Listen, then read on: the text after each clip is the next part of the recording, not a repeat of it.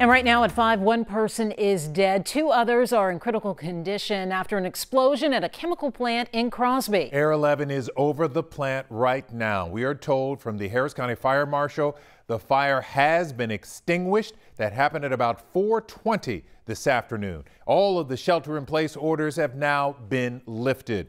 That explosion happened at about 10:45 this morning. We spoke with a parent who was worried about her children.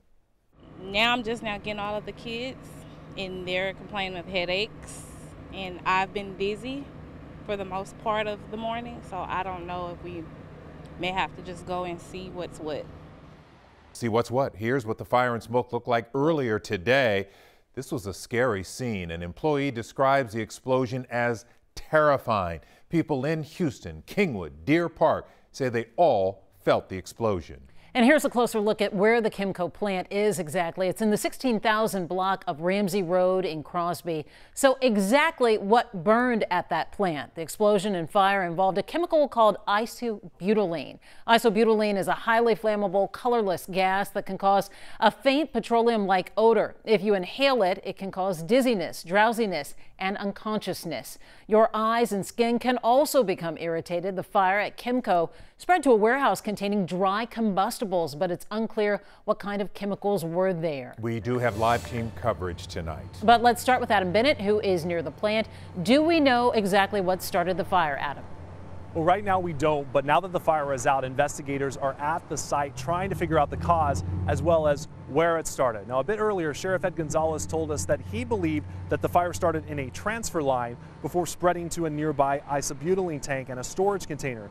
Crews spent the better part of several hours trying to keep that fire cool to prevent it from spreading. I'm told they actually brought over firefighting foam from the ITC fire in Deer Park to help with that.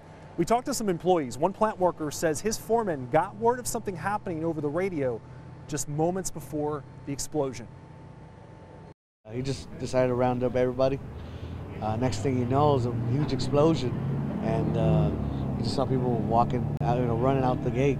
I mean, we have a procedure, like every other plant and every other contractor, of where to go, when there is an explosion. But I mean, at that time, you can't throw it out the window because you're just trying to, you're not trying to wait. And for a lot of the day, Sheriff Ed Gonzalez was worried about other tanks at the facility. He says he's requested a list of the chemicals stored there from the company.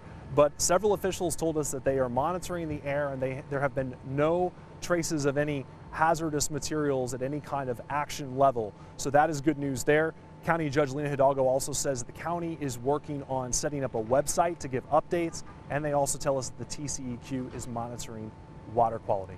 Back to you. All right, let's hope everything remains okay. Thank you, Adam. Keep our fingers crossed. Chanel Bluta also in Crosby tonight. Janelle, I know you talked with people who live in the area and heard that explosion. That's right, Lynn. Everyone I spoke to says that they felt that explosion. It shook their houses. One lady even says it woke her up. Now, this field behind me looks nothing like it did when we first got here just before noon. Let me show you what it looked like. A huge plume of black smoke coming from that chemical plant. It sent several school districts on alert, forcing all of their campuses to shelter in place. Many residents who live nearby told us they weren't going to shelter in place. They were just going to get out. All of them saying they felt that explosion.